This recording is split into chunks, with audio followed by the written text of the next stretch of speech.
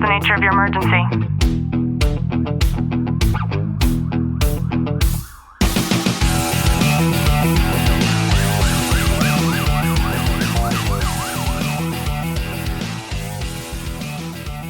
Welcome back to the Tactical Living Podcast. I'm your host, Ashley Walton, joined by Sergeant Walton. Clint, how are you? I'm good. Happy 4th of July. Please send this episode to anybody who needs a reminder of the fact that today is actually No King's Day.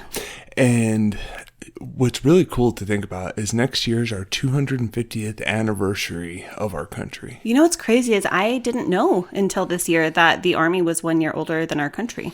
And I didn't know either, but I started piecing everything together and thinking about the establishment of the American Revolution and everything like that. Then I'm like, oh, well, that makes sense. Yeah, definitely a lot happening in the world right now, but yeah.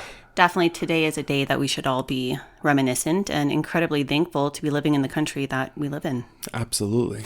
So today I wanted to talk about our burn bags. I know so many people have things that they purchase, they prepare for, they carry so that they can always be prepared for something. And something that I have found is that there are certain personality types to where that really kind of corresponds with some emotional baggage that they might be carrying too. Yeah, being able to holding on to different feelings, emotions, whatever that those suitcases that we carry around on a regular basis is something to, one, recognize, but to know when to get rid of it. Yeah, and I have some examples here. So one of them might be that you actually have, let's say, a bag or a duty bag or like something somewhere just in case. So it could be extra tools, backups, gear even, things that you just actually rarely even use. And sometimes that might reflect a sort of hypervigilance, anxiety, or even fear of losing control. Yeah, holding on to something to where you're going out and purchasing extra equipment, extra gear, and even though they're duplicates, I mean, you can always articulate it, but the reason being is why are you doing it? Yeah, and here's one that I definitely struggle with, and it's that you might feel exposed without certain items. So you could be really uncomfortable running a quick errand if you don't have something. For me, it's my firearm. I don't feel comfortable being anywhere without my firearm. And sometimes this could suggest reliance on preparedness for emotional security. For me, I always feel unsafe. And so I always want to make sure that I am prepared and can protect myself. Yeah, it's holding on to something because, it's almost that security blanket. Like I look back when I was a kid, I had a blanket and I loved my blanket. And that was something that I took everywhere with me. I had with me at all times. And over time, you grow out of it, or you find a different coping mechanism with whatever it may be. Yeah, and there are some people that constantly reorganize or add things to their kit. And something that I have found is that this can be a form of distraction or even happen when you might feel like life is sort of out of your control. Yeah, if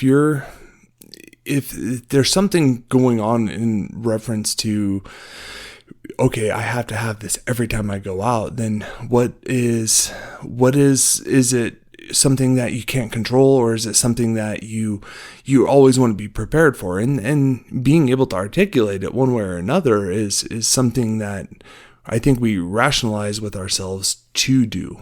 Something to pay attention to is that you might have an emotional attachment to certain gear. So there could be old items that you just can't part with, even if they're super worn out or irrelevant anymore.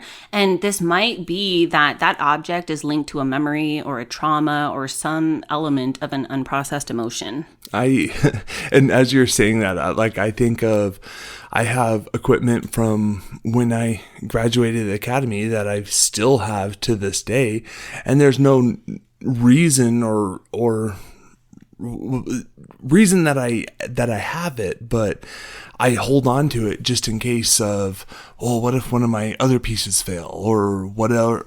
Why do I need to hold on to it anymore? Yeah, and another thing that happens is you might keep stacking shit, and you might be avoiding actually reflecting on why you carry what you carry in the first place. So if this is you, then you probably have never asked the question, like, why do I need this with me? And this can keep emotional habits unexamined, and I think even unchecked. Yeah, like recently, like I look at it as I went through my closet the other day and just threw away a whole bunch of t-shirts and shirts that I don't wear anymore, or I haven't worn ever. And I was holding on to them. Well, they're brand new shirts. I don't want to just throw them away, but I've never worn them. I'm holding on to them for no reason. And it's being able to just get rid of them without, there's no physical attachment to them. Yeah, and I'm glad you made mention of that, because it doesn't necessarily have to just be like tactical gear. You know, we could take stock of everything with this sort of radical honesty that we have in our house, lay it all out, and then ask ourselves, like, do I actually need this? Or is there something emotionally that's attached to it? Yeah, being able to find that stuff and let it go, and not being so invested on things is, I think it's a good step in kind of moving forward of, well, if you get rid of it, are you really going to miss it? Like, I couldn't even tell you. And just as my t-shirt example that I just threw away, I couldn't tell you what shirts I threw away. And they were sitting there for a couple of years and I never touched them. Something crazy is we all accumulate stuff, like so much stuff. And if you were to lay out everything and then you were to connect each one of those items with an emotion, and then you were to actually do the work and then notice what kind of memories or feelings come up with certain things, but especially our gear, and then you just acknowledge that makes it a lot easier as to whether or not we need to keep this or just trash it.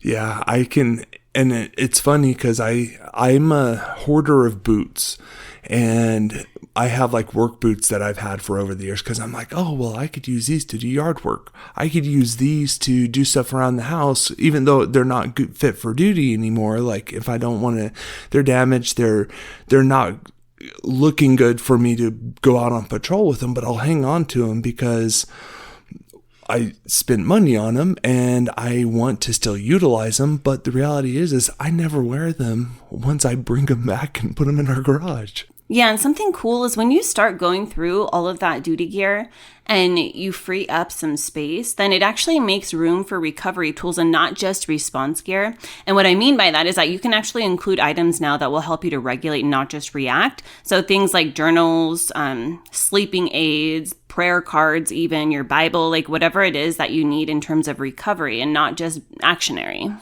Yeah, and like as I'm thinking about it, like when you get rid of that gear, it doesn't mean to go out and buy a replacement for that, because you already bought a replacement for that replacement. Because, and we're all guilty of it. Like, I'm like, oh, my magazine pouch, I just threw one away, so I need to get another one so you have a backup. Do you really though? And that's what I think we need to have a balance with that.